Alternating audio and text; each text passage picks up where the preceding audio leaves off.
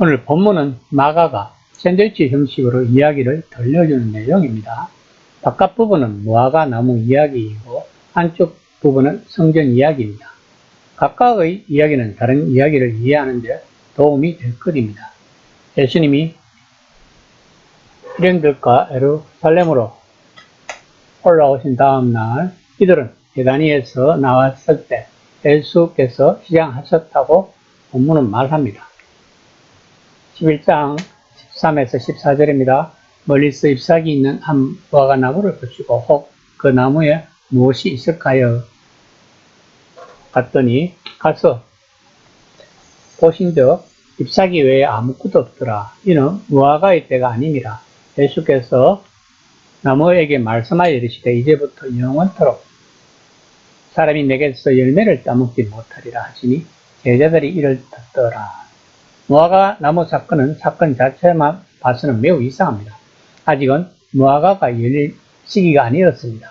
봄에 잎이 나오기는 하지만 아직은 열매가 나지 않는 것이 정상인데도 불구하고 예수님은 왜 저주를 하실까요? 이것은 다음 구절에 나오는 예수님이 성전에서 하실 일의 의미를 암시하는 마가의 극적 비유 방식인 것입니다. 15에서 18절까지의 성전 사건 또한 그 자체로는 모호합니다. 많은 사람이 예수님이 그저 상업화에 반대하신다고 생각했습니다. 이런 관점이라면 예수님의 의도는 단순히 성전 정화였습니다. 즉 교회에서 비종교적 행위를 일체히 멈추고 순전히 그것을 기도와 예배 장소로만 사용하게 하신다는 것입니다. 그렇다면 마가가 무화과 나무와 성전 사건을 샌드위치처럼 끼워 넣어서 독자들에게 무엇을 말하고 싶어 했을까요? 본문에서 성전에 대한 예수님의 비난을 요약해주는 성경 인용문이 핵심입니다. 예수님은 이사야 56장 7절의 예언을 언급하시면서 그곳에 있는 사람들에게는 성전에는 언제나 이중의 의미가 있었다고 상기시키십니다. 처음 솔로몬이 성전을 지어 헌당했던 때부터 그것은 결코 참 하나님이 머무시는 온전하고 궁극적인 장소가 될 수 없음을 분명히 했습니다. 열왕기상 8절 27절입니다. 하나님이 참으로 땅에 거하시리이까 하늘과 하늘이라도 주를 용납하지 못하겠거든 하물며 내가 건축한 이 성전이오리까. 하나님이 성전을 통해 이스라엘에 복을 주겠다고 약속하신 것은 사실이지만 만약에 이스라엘이 그것을 당연하게 여기고 성전과 그에 따라오는 약속을 비도덕적이고 부당한 행동에 대한 변명으로 사용한다면 성전에 심판이 임할 수도 있다는 것입니다. 본문에 나오는 인용문을 포함해서 예레미야 앞부분이 전부 그 내용인 것입니다. 즉 하나님의 집이 도덕의 소굴이 되었다는 것입니다. 그러면 마가가 본문에서 말하는 도덕의 소굴이 되었다는 것은 무슨 의미일까요? 사람들이 성전에서 부업으로 돈을 번다는 의미에서 그런 말을 한 것이 아니라는 것을 알아야 할 것입니다. 예수님 당시 도덕이란 말은 실제 강도나 절도범이 아니라 혁명가를 가리켰다는 것입니다. 즉 자신들의 민족적 이상을 실현하기 위해 폭력도 불사하는 초정통 유대인을 가리켰다고 합니다. 당시에 예수님이 유대인들을 비난한 이유 중 하나는 이스라엘 전체가 자신의 소명, 즉 세상의 빛이 되려는 소명을 엄격하고 편협한 민족주의적 종교와 정치에 대한 변명으로 이용해서 나머지 세상의 빛을 비추지 않고 그들을 정죄받는 존재로 만들어 버렸다는 것이었습니다. 유대인들의 그런 태도는 사회사본에서도 예수님 당시에 폭력, 혁명, 시도가 끊이지 않았다는 사실에서도 확신할 수 있습니다. 성전은 이 세상을 위해 하나님이 이스라엘과 함께 머무시는 것을 상징하는 곳이었습니다.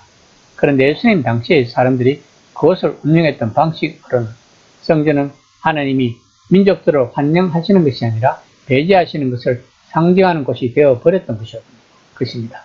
즉 로마에 대항해 폭력적인 반항을 일삼는 거룩한 도덕들은 성전을 자신들 이데올로기의 핵심으로 보았던 것입니다. 예수님은 그러한 폭력이 하나님 나라를 임하게 하는 방법으로는 매우 부적절하게 보셨던 것입니다. 또한 성전을 지키는 사람들도 부유하게 살면서 약자를 억압하였던 것이었습니다. 외부인에게는 폭력은, 이스라엘에게는 불의를 일삼는 것이 성전의 의미가 되어버린 것입니다. 따라서 무화과 나무 상급과 마찬가지로 예수님이 성전에 대한 하신 말씀은 심판의 말씀인 것이옵니다. 그러면 예수님이 성전에서 하신 행동이 어떻게 심판의 말씀이었을까요? 성전은 희생 제사를 드리는 장소입니다. 사람들은 성전에 몰려와 공식 동전으로 환전을 한 다음 희생 제사를 드리기에 흠이 없는 최상급 동물을 샀다고 합니다. 왜냐하면 멀리서 동물을 데리고 오는 길에 덜짐승의 공격을 받아 희생 제물로 부적합하게 될 수도 있었기 때문입니다. 그 동물로 제사장은 제사를 드렸던 것이었습니다. 희생 제사 제도와 그로 인한 성전의 존재 이유는 환전과 동물 판매에 의존하고 있었던 것입니다. 그런데 예수님이 제사와 전 가정을 막으셨던 것입니다. 희생 제사를 드리지 못하면 성전의 존재 이유가 없어지는 것입니다. 예수님은 현재의 질서가 하나님의 새로운 질서를 바뀌도록 담대한 확신을 가지고 기도하라고 제자들을 격려하십니다. 예수님은 이스라엘에 대한 하나님의 의도를 심각하게 부패시킨 그 제도를 맹렬히 비난하신 중에도 마지막 말씀은 용서하라는 엄숙한 명령을 내리십니다. 그러면 용서와 성전의 심판과는 상관이 있다는 말이 된다는 것입니다. 바울은 고린도전서 3장 16절에서 이렇게 말했습니다. 너희는 너희가 하나님의 성전인 것과 하나님의 성령이 너희 안에 거하시는 걸 알지 못하느냐. 그렇다면 우리가 심판을 받지 않으려면 용서하는 마음을 가져야 한다는 것일까요? 이 시간 나의 마음 안에는 용서가 자리 잡고 있는지 한번 점검해 보는 시간이 되었으면 합니다.